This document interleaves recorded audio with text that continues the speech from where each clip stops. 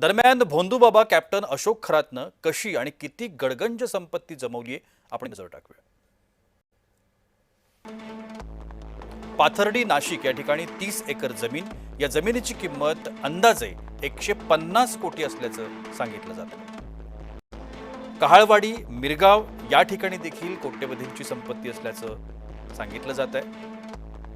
पाथर्डी आणि गवळाणेमध्ये पत्नी आणि मुलीच्या नावावरती कोट्यवधींची जमीन असल्याचं देखील सांगितलं जात आहे। ओझर विमानतळ या विमानतळाच्या परिसरामध्ये जवळजवळ 5 कोटींची जमीन ही खरातच्या मालकीची असल्याचं सांगितलं जात आहे।